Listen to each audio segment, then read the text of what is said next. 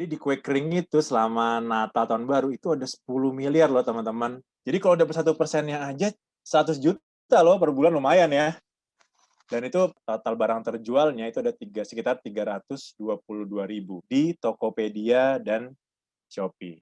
Nah, jadi kalau ada yang baru buka hanya di Tokopedia atau hanya di Shopee, sebaiknya mulai dicoba buka dua-duanya aja. Karena meskipun Tokopedia banyak, 61,8%, tapi Shopee juga nggak bisa dibilang sedikit. 38% itu market yang cukup besar juga. Kalau ada yang belum bikin hampers, baiknya mulai bikin hampers. Kenapa? Karena produk yang paling laku terjual itu yang jualan hampers. Hampers di top 10-nya itu ada muncul beberapa kali. Ada di nomor 8, ada di nomor 10. Biasanya polanya mirip-mirip. Setiap kali tahun baru dan Lebaran gitu ya, Ramadan. Kalau kita telusuri lagi di datanya yang dimiliki oleh Kompas, keyword hampers itu total 1,75 miliar sendiri, teman-teman. Jadi ada 13.000 hampers yang terjual dalam satu bulan itu. Dan total transaksinya mencapai 1,75 miliar. Nah, kalau kita lihat empat besarnya itu, ini nih, ada Christmas hampers tadi, ada paket hampers Imlek Natal, hampers Natal, Endorphin, ini nama tokonya Endorphin, Christmas New Year. Jadi dia pakai kata-kata momen-momennya ya. Kita perhatikan yang nomor 5 lagi ada kata Natal lagi, nomor 6, 7 ada kata Natal. Jadi itu keyword yang perlu dipakai. Kalau kita lihat tiga besarnya, ini ada hampir atau lebih dari 200 juta sendiri. Hampir 300 juta nih kalau kita ngomong 4 besar. Ternyata judulnya sih memang kue kering kastengel nastar, tapi kalau dilihat dalamnya, jualan cookies teman-teman. Audiens itu mencari cookies, dan itu hampers itu dipakai untuk memberikan cookies gitu ternyata. Iri itu, kategori cookies, dia itu mencapai hampir 2,5 miliar. Jumlah barang yang terjual hampir 80.000 barang yang terjual. Ini ada toko namanya Chips Chat by Lex Slay Baby. Dia itu yang menjual nomor 1 ini, teman-teman. Best New York City Soft Bake. Ini ngalahin brand-brand besar nih, ada Tropicana Slim Hokkaido Cheese Cookies, Tropicana Slim Sugar Free Cookies. Yang nomor 2, bahkan dia pakai kata Slim Fit. Jadi intinya orang Indonesia sekarang tuh memang juga udah mulai aware dengan kesehatan gitu. Jadi keyword-keyword yang sehat, yang kayak gluten free, slim fit. Nah, ketika kita urutkan berdasarkan revenue-nya, kita coba balik lagi yang data pertama, si soft bake tadi diadu sama makanan atau kue kering lain, dia nomor 2.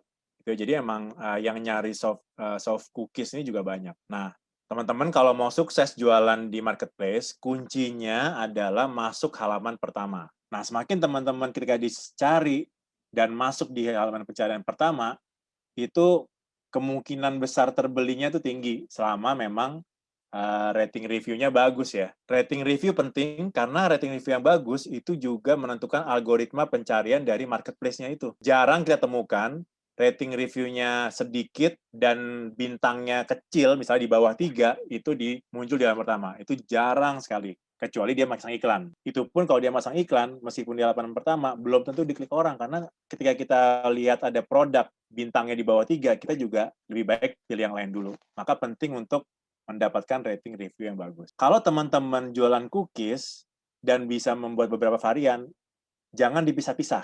Jadi multivarian itu ada fiturnya, itu taruh semua dalam satu SKU. Kenapa? Kalau dipisah-pisah, nanti penjualannya tersebar. Kalau jadi satu, ini cepat naik nih. Lebih besar peluangnya juga untuk masuk pertama. Karena algoritma marketplace akan berpikir bahwa, oh ini produk yang trending. Dan bagusnya lagi, toko ini melakukan, dia gambarnya pun taruh semuanya. Kalau lihat di dalam-dalamnya, itu ada masing-masing ada dijelasin nih. Itu pelajaran pertama. Yang kedua, sejak awal coba untuk mendapatkan rating review yang tinggi. Nah, mulai dari sekitaran teman-teman. Atau kalau teman-teman udah punya customer yang loyal, tapi biasanya beli dari WhatsApp, dari telepon, coba minta mereka untuk kali ini belinya lewat marketplace. Kenapa? Kan dia udah loyal customer, udah beberapa kali beli.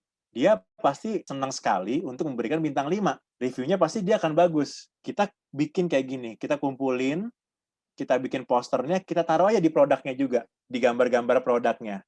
Jadi si customer lainnya nanti akan merasa, percaya bahwa ini emang barang yang bagus gitu. Ada lagi nih dia packaging juga dia juga menarik, ada custom stiker, bisa dibikin custom stiker, apalagi ini kan mau hampers gitu, orang seneng kalau ada yang personalize. Oke, jadi feedback positif itu sangat penting. Bagusnya lagi kalau teman-teman nanti mendapatkan feedback yang baik, dikumpulin di Instagram account teman-teman taruh review gitu. Jadi makin believe, orang juga makin mau share, makin mau promote akun Instagram teman-teman. Nah, pastikan juga teman-teman identifikasi loyal customer teman-teman itu ada nggak sih yang Instagramnya juga bagus gitu. Artinya dia kita bilang micro influencer gitu ya. Jadi punya teman-teman yang emang suka sama-sama suka cookies, dia sering bikin review juga tentang cookies. Nah, itu teman-teman highlight tuh justru. Kalau dia nge-post juga, apalagi nge-post produknya teman-teman, di-repost lagi,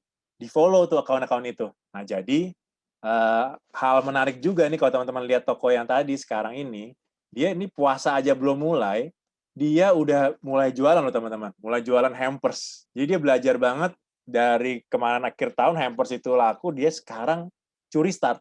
Jadi udah menarik nih, dia udah bikin semua paket-paketnya, box-boxnya gitu ya. Nastar itu 922 juta, nggak sampai 1 miliar. Lumayan lah, tapi masih lumayan besar lah ya, 900 juta, not bad lah ya. Jadi kalau ada yang masih mau jual nastar, oke, tapi dibanding cookies jauh. Putri Salju, tadi ada nama Putri Salju, itu 75 juta aja. Kastengel ternyata kejutannya Kastengel itu cuma 41 juta teman-teman yang cari, yang beli bahkan. 41 juta, cuma 729. Cuman mungkin Iya, Kastengel itu kan udah banyak yang jual dari zaman dulu ya. Jadi mungkin kita udah punya langganannya yang beli Kastengel. Jadi tinggal telepon mungkin, nggak pakai online lagi. Tapi yang cookies ini nih emang newcomer ya.